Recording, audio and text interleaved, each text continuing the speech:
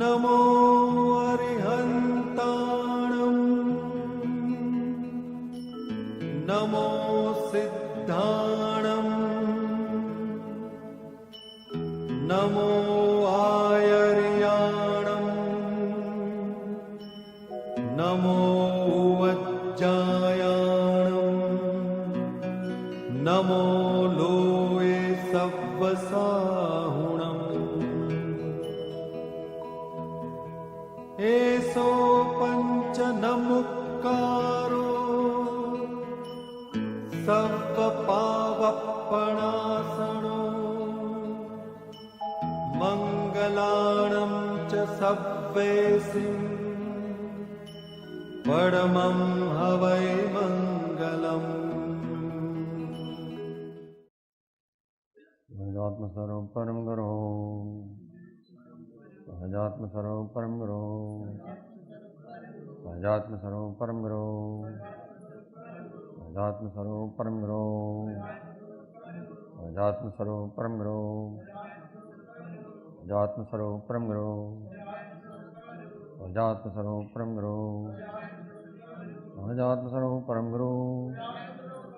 सहजात्मस्वरूप परम गुरु, सहजात्मस्वरूप परम गुरु, सहजात्मस्वरूप परम गुरु, सहजात्मस्वरूप परम गुरु, सहजात्मस्वरूप परम गुरु, सहजात्मस्वरूप परम गुरु, सहजात्मस्वरूप परम गुरु, सहजात्मस्वरूप परम गुरु, सहजात्मस्वरूप परम गुरु, सहजात्मस्वरूप परम गुरु।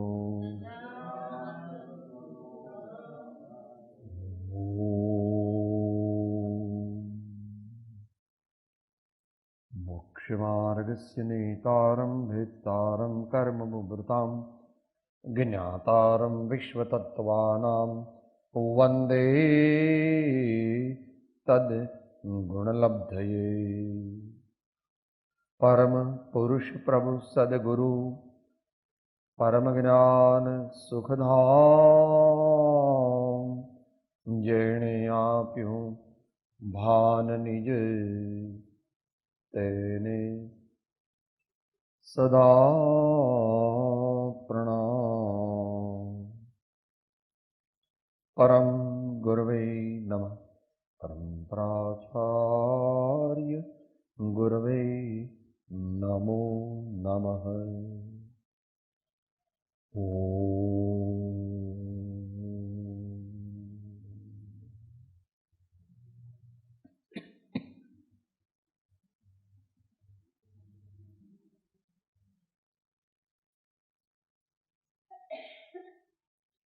धर्मवार्ता।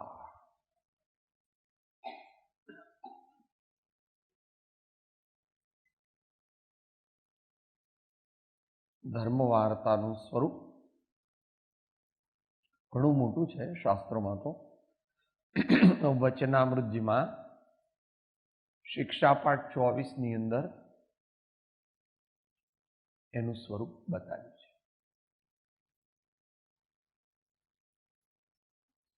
ધર્મવાર્તા આપણે ખરેખર કરીએ છીએ કે કેમ, ભલે પાસ ક્લાસની કરીએ તોય ચાલે, સેકન્ડ ક્લાસ આવે તો બહુ સારું, અને જો ડિસ્ટિંક્શન આવે તો ઉત્તમ, પણ આપણને એટલા બધા ન આવે, આપણી યોગ્યતા પ્રમાણમાં આવે। આમાં પૃષ્ઠ સંખ્યા 75 છે, 24મો પાઠ।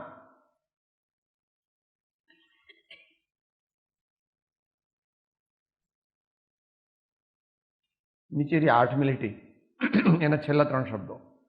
જ્યાં શાસ્ત્રોના સુંદર પ્રશ્નો થાય, ક્રાઇટેરિયા 1 2, જ્યાં ઉત્તમ જ્ઞાન ધ્યાનની સુકથા થાય 3, જ્યાં સત્પુરુષોના ચરિત્ર પર વિચાર બંધાય 4, જ્યાં તત્વજ્ઞાનના તરંગની લહેરીઓ છૂટે 5, જ્યાં સરળ સ્વભાવથી સિદ્ધાંત ચર્ચાય 6, જ્યાં મોક્ષજન્ય કથન પર પુષ્કળ વિવેચન થાય એવો સત્સંગ તે મહાદુર્લભ છે.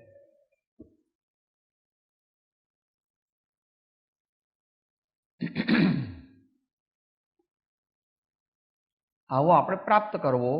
પ્રાપ્ત ન હોય તો જેટલો યથાપદવી થઈ શકે તેટલો કરવો. એટલે આજે આપણે 727 પૃષ્ઠ સંખ્યા ઉપદેશાયા આંક 12 ઉપર વિચારણા કરીએ.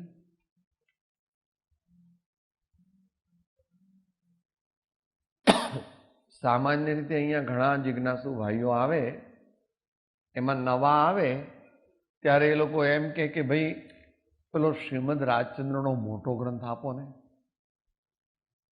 આપણે એમને ઓળખતા નથી. આપણે સામાન્ય પૂછીએ કે અમે કંઈ વાંચ્યું નથી પણ અમારે એ ગ્રંથ વાંચવો છે, તો આપણે એમને આપતા નથી ને આપણે એમને એ બદલામાં 4-5 પુસ્તકો આપીએ છીએ. પહેલા એ ગ્રંથ પછી વાંચો, એક પુષ્પમાળા વાંચો,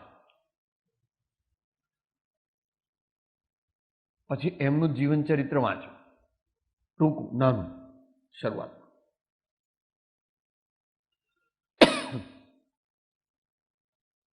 પછી ભાવના બોધ મોક્ષ માળા વાંચો, તે પણ યોગ્ય હોય તો.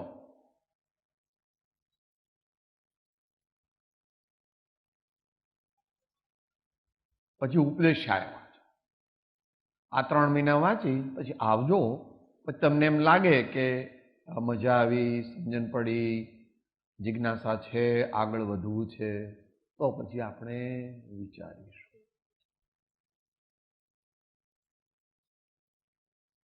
કારણ કે મહાત્મા ગાંધીજીએ એક કોમેન્ટ્સ કરી છે કે કવિ રાયચંદભાઈના લખાણ ઘણા ગંભીર છે અને તે સામાન્ય માણસને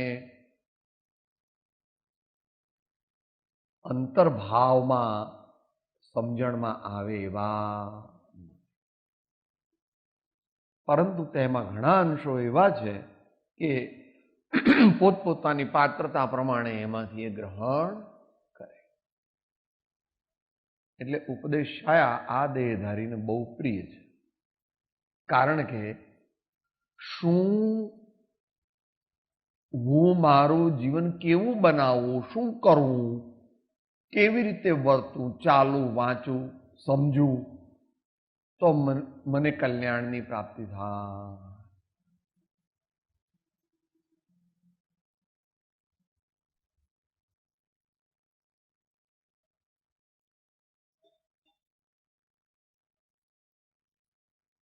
એ ક્રક્સ ઓફ ધ મેટર છે. એ ક્રક્સ ઓફ ધ મેટર છે, સેન્ટ્રલ થીમ.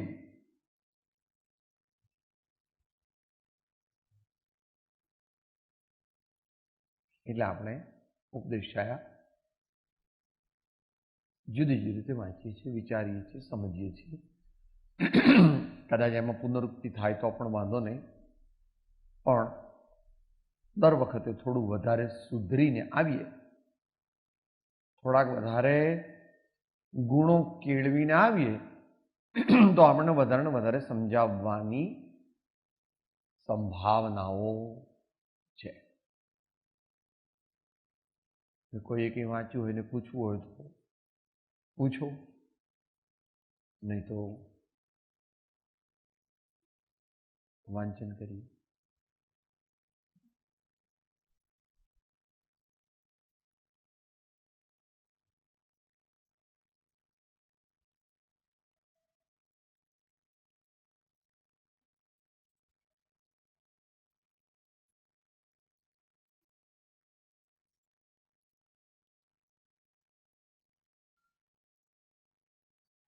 લગભગ જ્યારે મૂળ માર્ગ લખાવવાનો કાળ હતો તે ટાઈમમાં અને તે જ ક્ષેત્રમાં આ વાત ઉપદેશ આપેલો છે.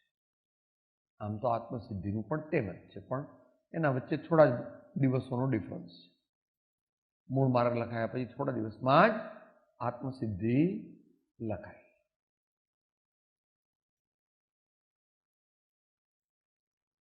આણંદ 1952.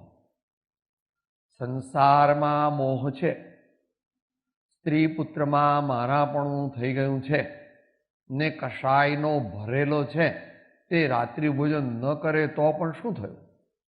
જ્યારે મિથ્યાત્વ જાય ત્યારે તેનું ખરું ફળ થાય.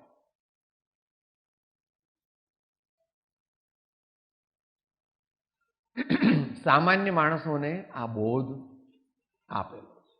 આપણને ખબર નથી ત્યાં કોણ હાજર હતું. આણંદમાં જે કોઈ ભાઈઓ, કોઈ આજુબાજુના જે હોય છે. તો મોટો પ્રોબ્લેમ આપણો શું છે? સંસારમાં મોહ છે. અહીંયા વ્યવહારની મુખ્યતાથી વાત ચાલે છે. કેમ? કારણ કે આગળ વ્યવહાર નહીં લીધો છે એ પણ. સંસારમાં મોહ છે એ કેમ તમે વ્યવહાર નહીં કહો છો કે આગળ આવે છે? એ વ્યવહાર નહીં. કોઈ પણ વાક્ય શબ્દનો અર્થ કરીએ ત્યારે ઘણું બધું વિચારવું પડે. એ શાસ્ત્રી થઈ જશે માટે બહુ નથી લેતા. કયા અનુયોગનું શાસ્ત્ર ચાલે છે? આચાર્ય દેવે શું પ્રતિજ્ઞા કરી છે? એની સેન્ટ્રલ થીમ શું છે? પછી કયો અધ્યાય એટલે પ્રકરણ ચાલે છે? પછી જે વાંચીએ છીએ એની આગળની ગાથાઓ શું છે અને પાછળની ગાથાઓ શું છે? એ ઇત્યાદિ અનેક પ્રકારે જાણ્યા વિના કોઈ શબ્દનો અર્થ કરીએ તો તે સ્વચ્છંદથી થાય છે. અને આપણું આત્મકલ્યાણ થતું નથી. આપણે શા માટે કરીએ છીએ?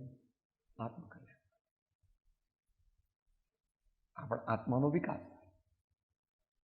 આપણા આત્માનો એટલે આપણા જીવનનો, આપણા સમસ્ત વ્યક્તિત્વ. તો સંસારમાં મોહ છે.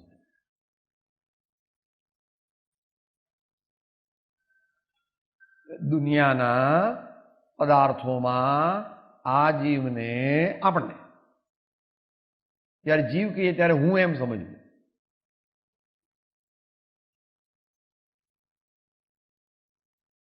જીવ આત્મા એમ જ્યારે બોલીએ ત્યારે સબ્જેક્ટિવલી એમ લેવું મારી વાત ચાલે. હું જીવ છું, હું આત્મા છું.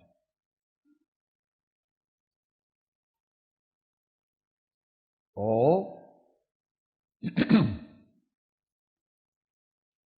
અંતરંગ સંસાર છે અને બાહ્ય સંસાર છે. અંતરંગ સંસાર 14 પ્રકારે છે અને બાહ્ય સંસાર 10 પ્રકારે છે. ટૂંકમાં પછી એનો વિસ્તાર તો ઘણા શાસ્ત્રો ભરાઈ જાય. એમાં અહીંયા સચિત્ત ની વાત પહેલા કરે છે. કારણ કે દુનિયામાં માણસને શરીર પછી સૌથી વધારે રાગ શેમાં હોય છે? સ્ત્રી પુત્રાદિમાં.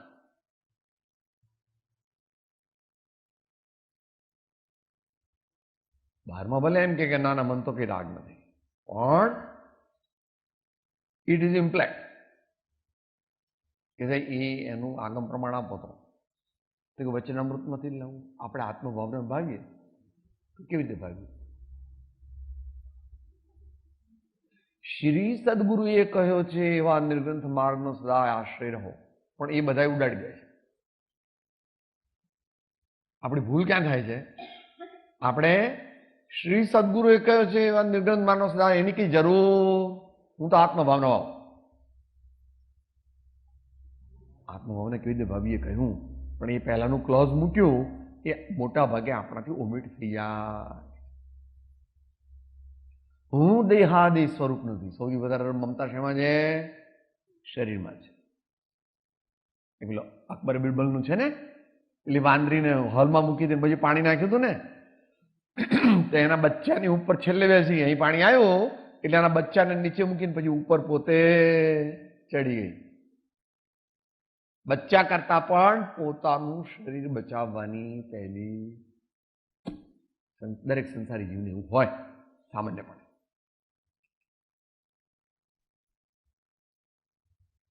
શું દેહાધીશ ને દેહ સ્ત્રી પુત્રાદિ કોઈ પણ મારા વગેરે.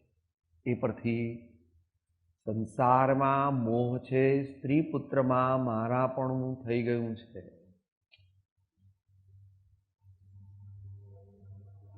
મન તો કઈ નથી, મન તો કઈ સ્ત્રી પુત્રાદિમાં કોઈમાં મારા પણ કે તો હમણાં ફોન આવે તો ફર્સ્ટ ફ્લાઇટ લઈ લે, દીકરાને એક્સિડન્ટ થયો, જાય એનો વાંધો નથી, પણ તે વખતે તારા ભાવ કેવા રહે છે એ પરથી નક્કી કર કે તું ક્યાં છો.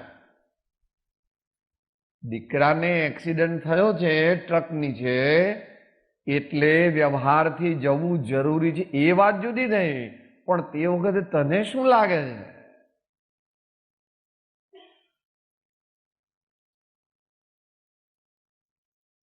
મારે અશુભ કર્મનો ઉદય છે, દીકરાને અશુભ કર્મનો ઉદય છે, એટલે અંતરાય પ્રકાર વિવિધ પ્રકારના અંતરાય કર્મનો ઉદય છે, તેથી આવું થયું છે. વિચાર પહેલા આવે છે અને એવા જે વિચાર આવે તેનો હું જાણનાર છું એમ યાદ આવે છે. જાય એ ભલે, ગયો ભલે, પહેલા શું વિચાર? એ પુરવાર કરે છે કે તું હા કે ના કે તો પણ તને સંસારમાં મોહ છે અને સ્ત્રી પુત્રાદિમાં મારાપણું થઈ ગયું. આવા વિચાર આવે તો મારાપણું નથી આવ્યું એટલે મોહ ગયો. મોહ ગયો. રાગ તો પંચમ ગુણ સ્થાનમાં 7મી 8મી પ્રતિમા ગ્રહણ કરે ત્યાં સુધી રાગ રહે.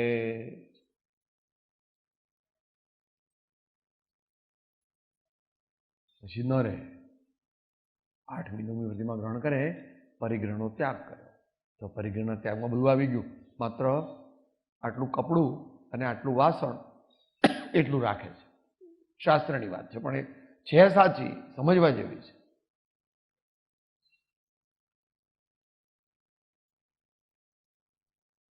તો એ પ્રમાણે પછી ત્યાંથી સમજી લેવું.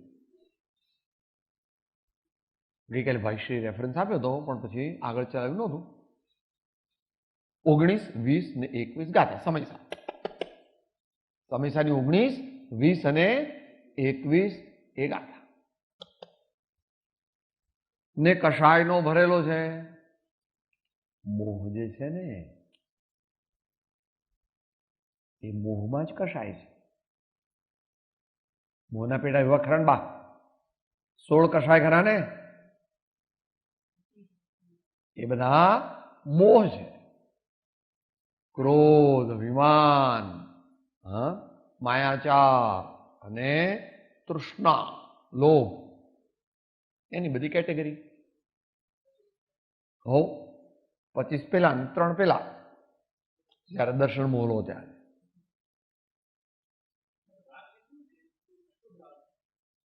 કયો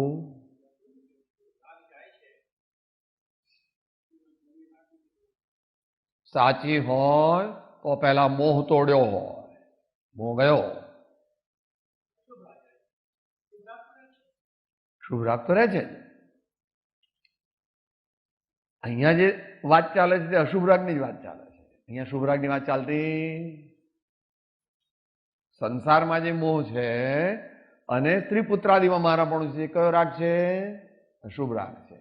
અને ક્રમ પણ એનો એવો છે, નિયમથી ક્રમ એવો છે, પહેલા અશુભ રાગ જ જાય પછી શુભ રાગ જાય. કોઈ દેવગુરુ ધર્મ છોડી દીધા તો એ પણ છોડી શકતા નથી.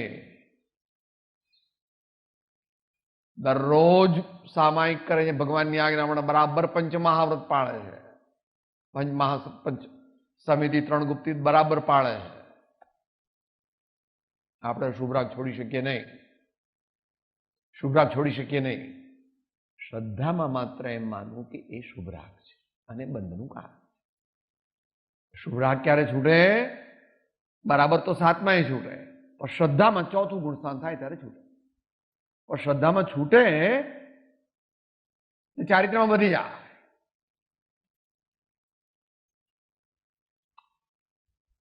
જેટલો શુભરાગ ઉત્તમ મુમુક્ષુને હોય એનાથી શુભરાગ વધારે જ્ઞાનીને હોય. એટલે તત્વથી, પ્રવૃત્તિથી નહીં. અને જ્ઞાનીને હોય એના કરતા શ્રાવકને ઘણો વધારે હોય. અને ઉત્કૃષ્ટ તો મુનિને જ હોય. શુભરાગ જેવો મુનિને હોય તેવો માટે મુનિ જ 9મી ગ્રેવેક સુધી જઈ શકે. એટલે અત્યારે તો કોઈ જતું નથી, પણ સમજવા માટે કોઈ શ્રાવક 12મા સ્વર્ગથી ઉપર ન જઈ શકે એવો નિયમ છે. આ તો વસ્તુ સમજવા માટે નવા ભાઈઓ માફ કરે. શાસ્ત્રની વાત થાય, નવા ભાઈઓને થોડી ધીરજ રાખવી કે આ શું વાતો કરો. ભગવાન મારા સ્વામીએ બધું જ જોયું છે અને કહ્યું છે. આપણી બુદ્ધિમાં બેસતું નથી એટલે કંઈ ખોટું છે એવું નથી.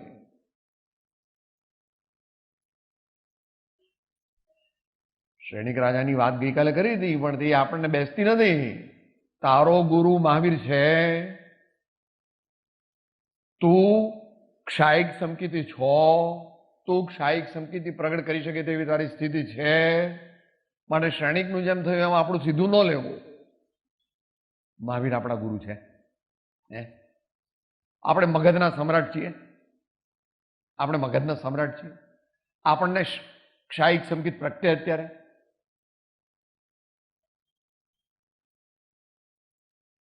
દ્રષ્ટાંત સમજવા માટે સારું છે, પરંતુ તે પોતાના ઉપર સીધું ઉતારવું નહીં. દ્રષ્ટાંત સમજવા માટે એ સીધું પોતાના ઉપર લઈ લે તો મોક્ષ માર્ગ કોઈ રીતે સિદ્ધ થઈ શકે નહીં. પ્રેરણા આપવા માટે, સમજણ માટે આપણા જીવન સ્થૂળ બુદ્ધિ છે એની સૂક્ષ્મ બુદ્ધિ થાય એટલા માટે ભગવાન દ્રષ્ટાંત આપે છે. જ્ઞાનીઓ દ્રષ્ટાંત આપે છે. એ દ્રષ્ટાંત કંઈ આપણા ઉપર સીધું લાગુ પડી જાય સિદ્ધાંત રૂપે એવું બને. અશુભરાગનો જવાનો ક્રમ છે. તો ખરેખરો શુભરાગ પહેલા જયારે સમ્યક્ત પ્રગટે ત્યારે જાય.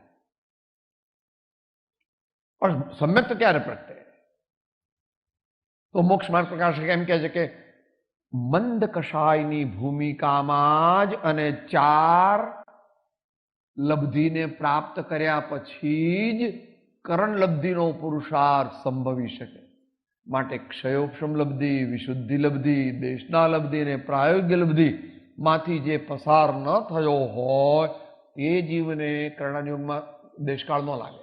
3 કાળ 3 લોકમાં કોઈ પણ જીવને સમ્યક્ત પ્રગટી શકે. કર્ણાની યુગમાં દેશકાળ ન લાગે,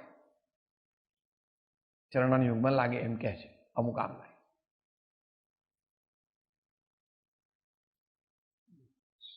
પંચમ કાળમાં અમુક 10 વસ્તુઓ ગઈ તો એ જે અપેક્ષા એ કાળ લાગુ પડે ત્યાં આગળ જે ભગવાનની આજ્ઞા છે, આપણા જ્ઞાનનો વિષય નથી.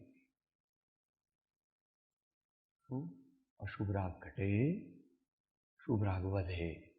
પણ તત્વ અંદર ભળે તો શુભ રાગ વધેલો કામનો, નહીં તો કામનો નહીં. કામનો નહીં એટલે મોક્ષ માર્ગ માટે કામનો નહીં. એટલે 2 પ્રકારના પુરુષાર્થ કરવાની વાત આપણે કાયમ કરીએ છીએ તો ઘણી વાર થઈ ગઈ. બે જાતના પુરુષાર્થ એક સાથે કરવાના. એક સાથે એટલે એક જ દિવસમાં. શું કરવાનું? ક્રોધ નહીં કરું, ક્ષમા રાખી, ધાય કષાયની મન્નતા, સર્વ સમય મન્નતા, તો ભાવ કરે છે, એવો પ્રયત્ન કરે છે. એ એક. એનાથી શું થાય? કર્ણાની યોગની અપેક્ષા એનાથી શું થાય? બોલો. આનંદાનુબંધીનો રસ અનુભાગ તૂટે, સ્થિતિ તૂટે. એ જયારે એકમાં આવશે ત્યાર પછી કરણ લબ્ધિ થશે. નિરંતર જેટલા કોઈને ખબર નથી કે મારે 70 કોડાકોડી છે કે 60 કોડાકોડી છે કે 50 કોડાકોડી, કોઈને ખબર નથી.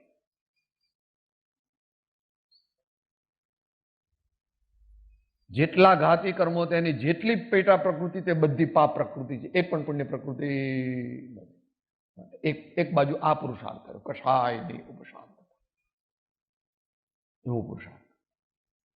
બીજી બાજુ બીજે શું પુરુષાર્થ કરવાનો?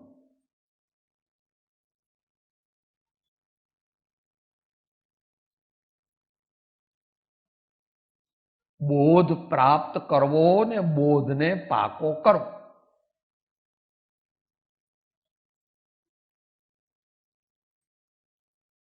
આ જગતના પદાર્થો મારા નથી, આ શરીર પણ મારું નથી, અને હું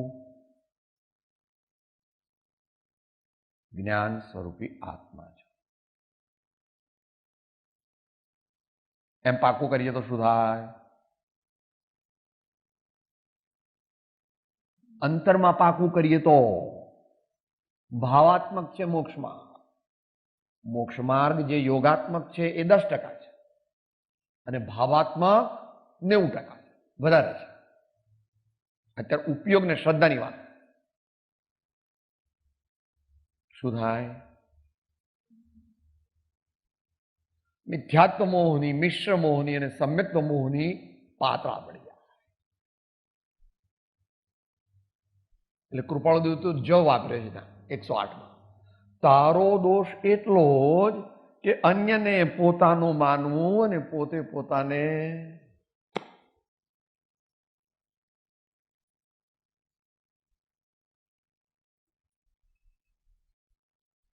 બધું છે ખરું પણ મારું નથી.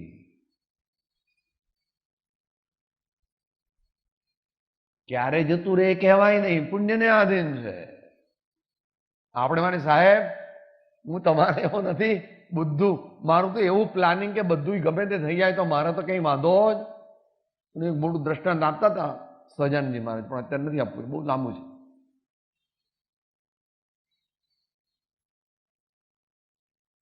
સારી પ્રમાણે મંત્રી હતો, બહુ હોશિયાર, મોટા રાજાનો મંત્રી એટલે શું, એને કરોડો અબજો રૂપિયાની કઈ ગણતરી નહીં.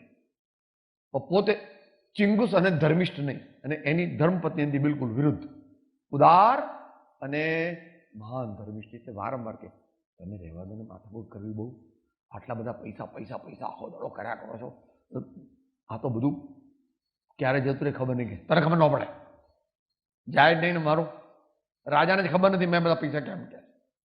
રાજા શું લઈ જતો મારા પૈસા? એને પોતાના ઘરની નીચે બધા દાટી દીધા હતા. શું? એ યોગાની લાંબી વાર્તા છે. છેવટે એને એવું થયું કે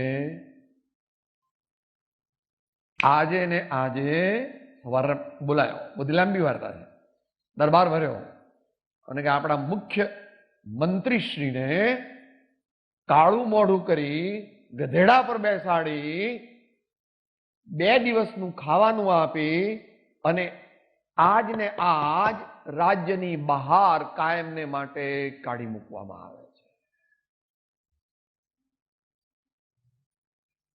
એ કહેતો હતો ને, તું ગોંડી છું, મેં તો પૈસા એવી જગ્યાએ મૂક્યા છે કે રાજાને ખબર ન પણ રાજા પણ લઈ ન શકે.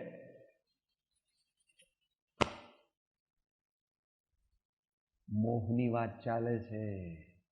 અહીં કે છે કષાયનો ભરેલો છે. એ કષાય 2 રીતે તોડવાનો છે. કષાયને મંદ કરવા એટલે કે ક્ષમા આદિને વધારવા, એટલે કષાય મંદ. અને બીજું કે દુનિયાના પદાર્થોના સ્વામીપણાની માન્યતા કરવી. બપોરે આરામ કરો, સાંજના રાતના આરામ કરો, ત્યારે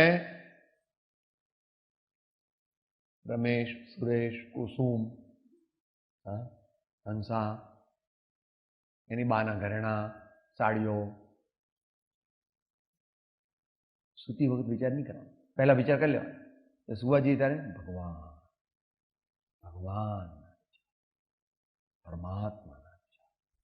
કોઈ આવી જાય ઘરના વિચાર,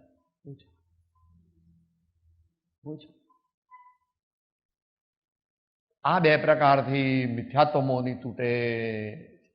2માંથી એક પ્રકાર ન કરે તો ન ચાલે. તીવ્ર કષાય હોય તો ગમે તેટલો બોધ સાંભળે અને ગમે તેટલો હોશિયાર હોય કદાપી આત્મજ્ઞાન ન થાય, કારણ કે એની ભૂમિકા નથી,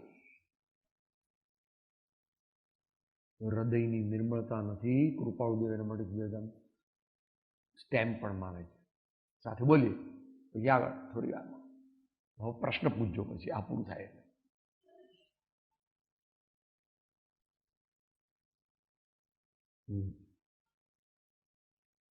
વિષય કષાય સહિત જે રહ્યા મતીના યોગ, પરિણામની વિષમતા તેને યોગ અયોગ, તેને યોગ અયોગ. ગુરુ મળ્યા પણ કઈ કામના નહીં, શાસ્ત્ર મળ્યા પણ કઈ કામના, ભગવાન મળે પણ તો ભગવાન કામના નહીં. કેમ? ભગવાન શું કરે બિચારા? એની અંદરમાં વિષયને કશાય તો ભગવાન કઈ કરી શકે. મહાવીર ભગવાનને પણ ન કરી શકે. મહાવીર ભગવાન ઋષભદેવ ભગવાનના સંવત્સરણમાં હતા. કથાનો યોગ છે.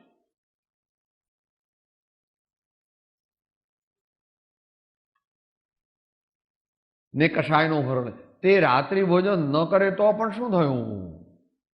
કોઈ એક સાંપ્રદાયિક સારી ક્રિયા કરવા માત્રથી મનુષ્ય ધર્મ માની લે. એવું વસ્તુનું સ્વરૂપ નથી. કારણ કે જો એવું વસ્તુનું સ્વરૂપ હોય તો સૌથી વધારે જલ્દીમાં જલ્દી મુસલમાન ભાઈઓનો ને ક્રિશ્ચિયન ભાઈઓનો મોક્ષ થાય. તેઓ જેવી રીતે 6 વાર બંદગી કરે છે તેવી રીતે કોઈ હિન્દુ કે જૈન કરતો નથી. ગૃહસ્થની વાત કરું છું, મુનિની વાત આપણને ખબર નથી. તમે 6 વાર ભક્તિ કરો છો, 6 સામાયિક કરો છો તમે, એટલે હું કરીએ? હું તો નથી કરતો, તમારામાંથી એવું કરતું હોય તો પણ આમ ધન્યવાદને પાત્ર છે, પણ એનાથી મોક્ષ મળશે એમ માનો તો વાત ખોટી છે, એમ અહીં કહે છે. બંદગી અને ખૈરાત એ લોકો જેવી કરે છે એવી આપણે કરતા નથી. સન્ડે પ્રેયર જનરલી જેટલી દ્રઢતાથી એ લોકો જાય, બધા કામ મૂકીને સન્ડે પ્રેયર હોય તો જાય ને જાય ઇન જનરલ. પણ પોતાના સંપ્રદાયમાં કહેલી કોઈ અમુક ધાર્મિક ક્રિયા એ કરવાથી મોક્ષ થઈ જશે એવું કોઈ માનતું હોય તો જ્ઞાનીઓ કે ભાઈ તારી વાત એ બરાબર. કેમ બરાબર નથી? એનું લોજિક આગળ આપી દીધું. ખોટી માન્યતા છે ને કશાયનો ભરેલો છે.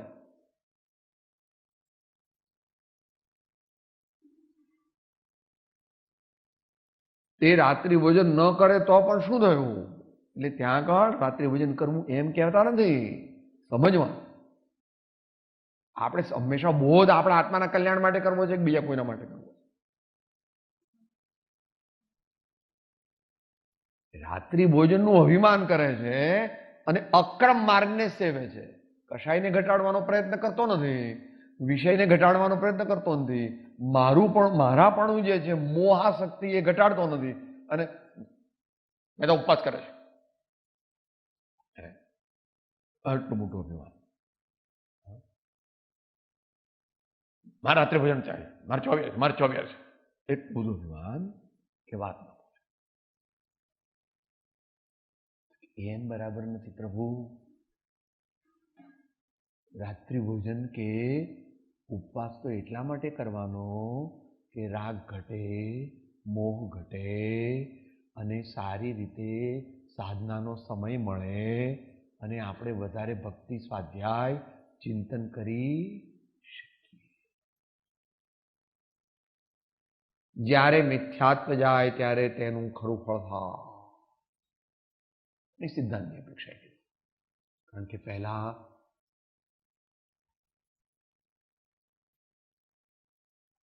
રાત્રિ ભોજન ત્યાગ જે છે ને એ સામાન્યપણે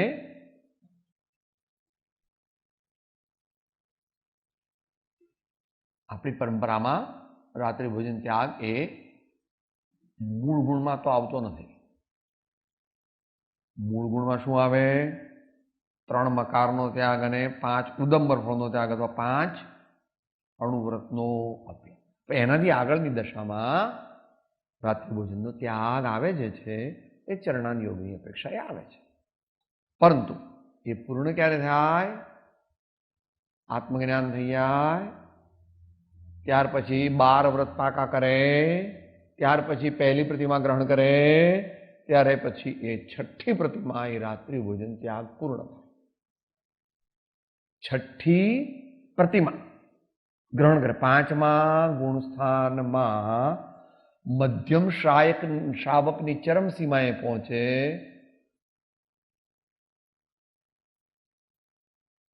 મધ્યમ શ્રાવકમાં દાખલ થાય ત્યારે 1 થી 6 જગન્ય શ્રાવક, 6, 7, 8, 9 એ મધ્યમ શ્રાવક, 10 ને 11 એ ઉત્તમ શ્રાવક.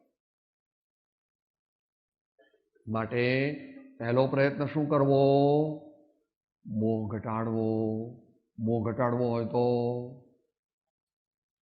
હવે પ્રશ્ન પૂછો.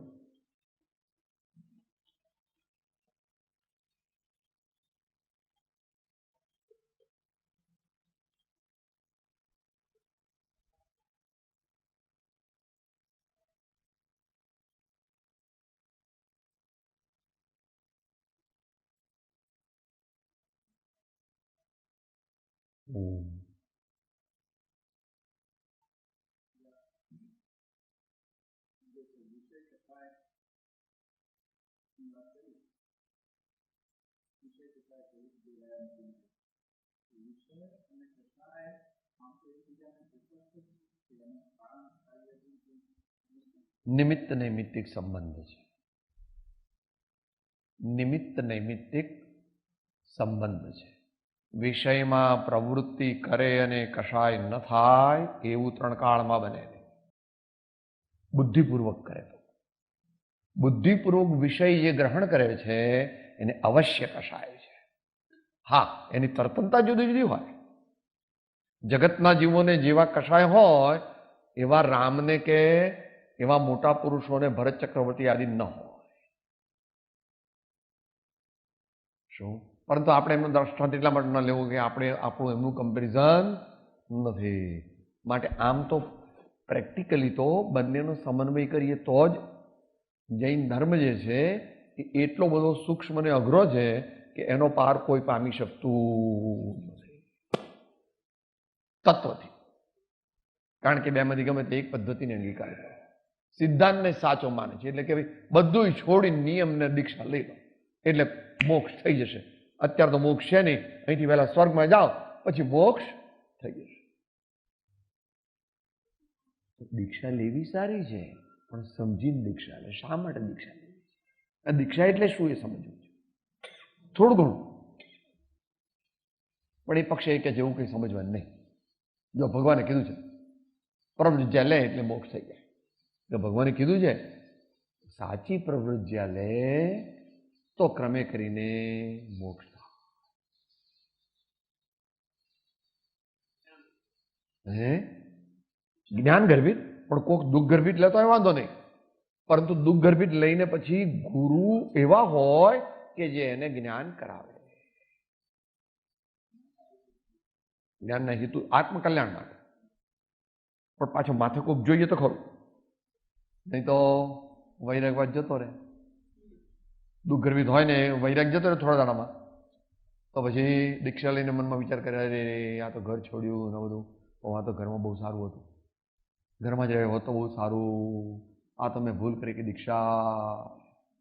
એવું નથી થતું. એ વિચાર આવે કોઈ પણ ગુરુ કે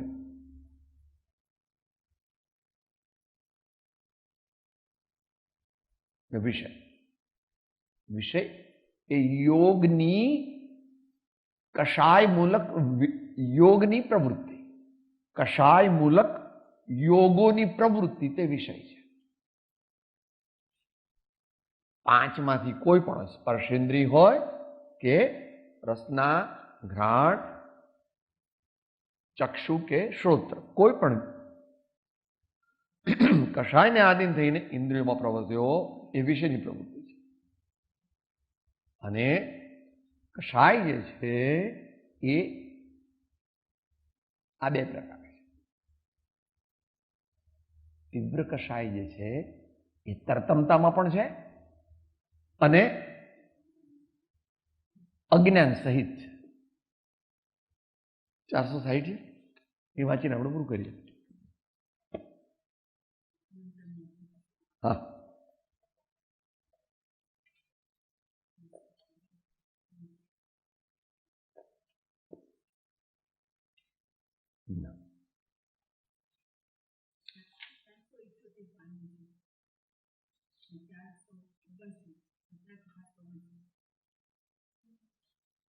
પતરાંગ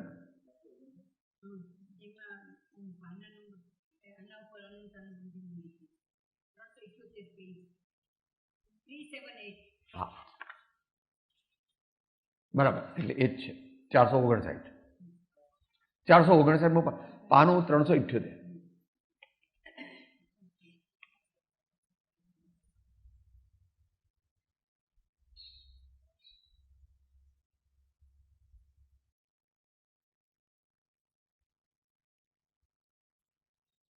એમાં ઘણું બધું આપ્યું છે, એટલું બધું વાંચવાનો સમય અત્યારે નથી આપણી પાસે. એ શાંતિથી ગુરુગમ સહિત આત્મકલ્યાણ અર્થે વાંચવું. એકદમ તો સમજશે નહીં, એ સમજાય તો આખો સમયસાર સમજાઈ ગયો. કારણ કે દ્રષ્ટિ પ્રધાન ગ્રંથ તે સમયસાર, અને દ્રષ્ટિ ખોટી તોડી નાખવી એ ત્યાં મુખ્યપણે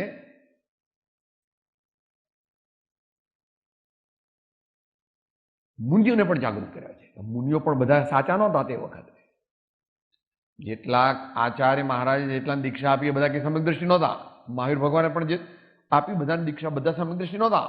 સમસ્તમાં બધા ઘણા બધા હોય એ બધા કે સમ્યક દ્રષ્ટિ ન હોય.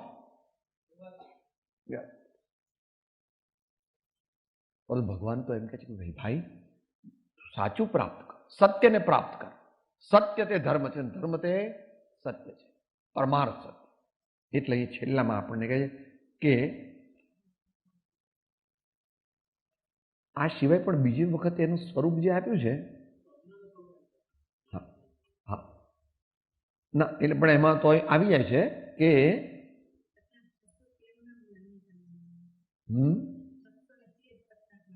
હા, પણ આને પહેલા લઈ લઈએ કારણ કે આ બહુ ઉપયોગી છે. છેલ્લા પેરેગ્રાફમાં 459 નો છેલ્લો પેરેગ્રાફ. તીવ્ર પરિણામે ભવભય રહિતપણે જ્ઞાની પુરુષ કે સમ્યક દ્રષ્ટિ જીવને ક્રોધ માન માયા કે લોભ હોય નહીં. એટલે આપણે એને બીજી રીતે ઘટાવી લેવું. આપણે સમજવું છે શું? અનંતાનુબંધી શું? તો તીવ્ર પરિણામે ક્રોધ આવી વાત જુદી છે, પણ એકદમ કપરકાબી ફોડી નાખવા, છૂટો ઘા કરવો, ગાળો બોલવા માંડવી, એવું બધું કરવાનું જરૂર નથી. આવી જાય ક્રોધ, હે હા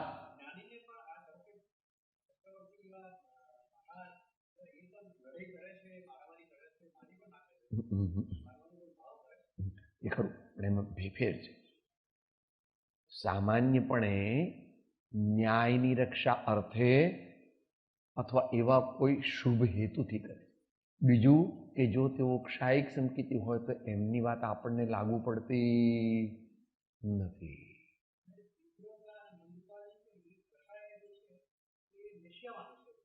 એ બરાબર છે ને, એમ નહીં, કષાય લેશિયામાં એકાંતે નથી.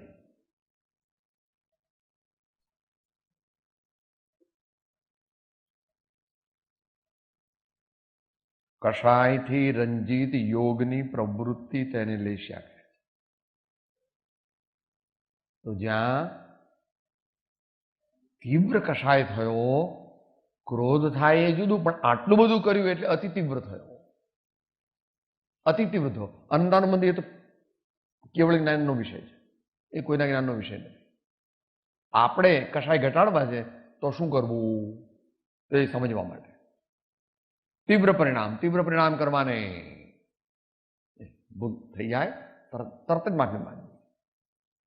વધારે સમય પછી કે આજે ખરાબ કામ કર્યું અને કાલે એની માફી માંગે તો વધારે ત્યાં સુધી બંધ થઈ ગયો. It consolidates itself. એટલે ભૂલ થાય એટલે તરત માફી માંગીએ તો જલ્દીથી કામ થાય. સાચા હૃદયથી માફી માંગે. માટે તીવ્ર પરિણામ આવે.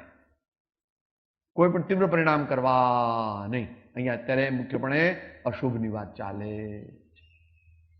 ભાવ ભય રહિત પણ ઘણા કહે છે ને કે સાહેબ અમે તો કોઈથી ડરતા જ નથી, અમે તો જે અમારું ન માને એને મારી જ નાખીએ, બીજી વાત નહીં. અમે કહીએ એમ જો દુનિયામાં કરે બધા તો બરાબર છે, અમારા હાથ નીચે કામ કરે. જો અમારું ન માને તો પૂરા કરી નાખે. ભાવ ભય રહિત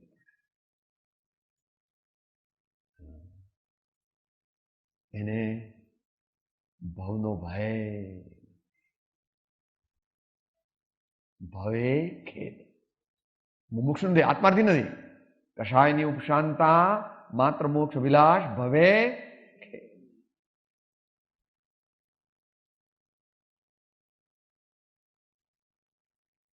જ્ઞાની પુરુષ કે સમ્યક દ્રષ્ટિ જીવના. હવે આનું પેલા સાથે સંબંધ જોઈ લો. જ્ઞાની પુરુષની આજ્ઞા ઉપર પગ મૂકીને, તમે કયામાં કહેતા હતા?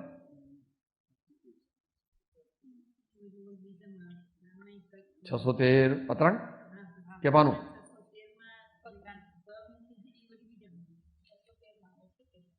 આપણે એને બેનું સંકલન કરી લીધેલું છે. એટલે જ્ઞાની પુરુષની આજ્ઞા ઉપર પગ મૂકીને ભાવ ભય રહિતપણે તીવ્ર સંકલેશ પરિણામથી નિર્ધ્વંસ ભાવ જે કરે એને અનંતાનુબંધી કહે.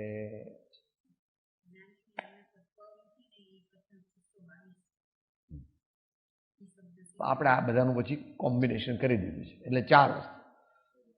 જ્ઞાની પુરુષની આજ્ઞા ઉપર પગ મૂકીને ભાવ ભય રહિતપણે તીવ્ર સંકલેશ તીવ્ર પરિણામ સહિત અને નિર્ધ્વંસપણે. એટલે આમાં તીવ્ર સંકલેશ પરિણામ નિર્ધ્વંસપણે એનો અર્થ થાય છે. આમ તો એનો શાબ્દિક અર્થ તો એવો થાય છે કે નિશેષપણે જે આત્માનો ધ્વંસ કરે છે, આત્માના જ્ઞાન દર્શનાદિ ગુણોને તે વખતે તે પર્યાયમાં ખલાસ કરી નાખે. એ એનો શાબ્દિક અર્થ છે. હા, પણ એમાં એનો શાબ્દિક, એનો પ્રેક્ટિકલ અર્થ શું છે?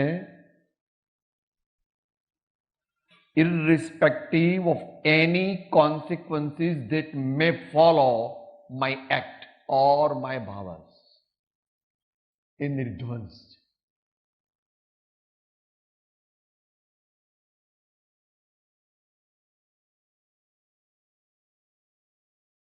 જે થવાનું હોય તે થાય, હું તો આ કામ કરીશ જ, આને મારી નાખીશ એવું નહીં. જે કંઈક બીજું ગમે એટલું ખરાબ કામ હોય એ કરવા. અમે કંઈક નરકમાં જવાથી ડરતા નથી. નરકમાં જવું પડે તો કઈ વાંધો નહીં, અમે નરકમાં જઈશું. હું બોલે છે એને ખબર નથી નરક એટલે શું. અત્યારે યાદ નથી. જઈ આવ્યો છે ઘણી વાર, આપણે બધા જઈ આવ્યા છીએ, યાદ નથી અત્યારે. શું તો આ 4 પ્રકાર આપણા પરિણામમાં ન આવે એવું કરવું એ વ્યવહારથી અનંતાનુબંધીને ટાળવાનો ઉપાય. પણ એ સિદ્ધાંતની અપેક્ષાએ કીધું એટલે એમાં પેલું જોડી દેવું. હું શરીર આદિ નથી, પણ શરીરથી જુદો એવો આત્મા છું. શ્રી સદગુરુએ મને બતાવ્યો તેવો આત્મા છું. એટલે એ બોધ જોઈએ. એ બોધ ન હોય તો કામ નહીં થાય. માટે છે દેહાદિથી ભિન્ના તમારે ઉપયોગી સદા વિનાશ, એમ જાણે સદગુરુ ઉપદેશથી. જાણે એટલે અંદરમાં સ્વીકાર, એકદમ સ્વીકાર ન થાય.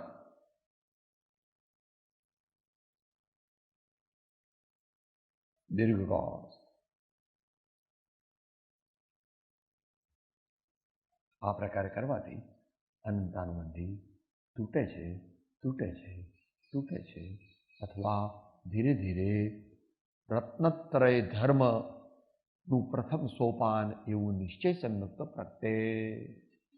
માટે આપણે એવો પુરુષાર્થ કરવો અને નિરંતર જેમ આપણું જીવન બને સારું એમ કરવું. એ ભાઈનો પ્રશ્ન પૂરો કરી નાખીએ, ટાઈમ થઈ ગયો. વિષય અને કષાય એ બે જે છે તે ગોટલો અને રસ એની માફક છે.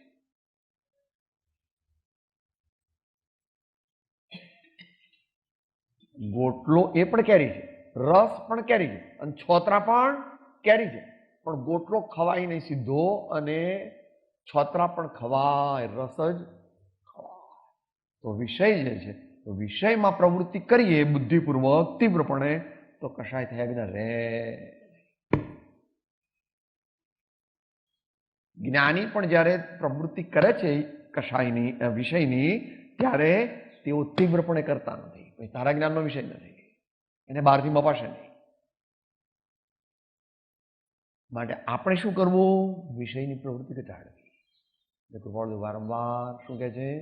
636 વાંચવો આખો અને 569.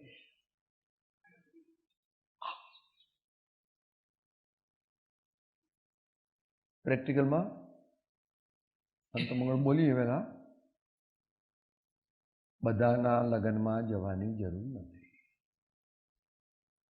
બધાના વ્યવહારિક પ્રસંગોમાં જવાની જરૂર નથી, બહુ શોપિંગ કરવા જવાની જરૂર નથી. દીકરાઓ દુકાન ચલાવે છે તો 12 વાગ્યા પહેલા દુકાને જવાની જરૂર.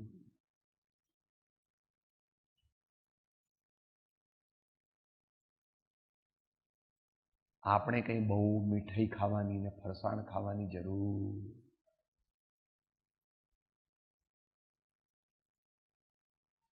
આપણે સારી રીતે ઘર ચાલે છે ને રિઝનેબલ સેવિંગ થાય છે, તો નવી ફેક્ટરી ખોલવી. આવો વાત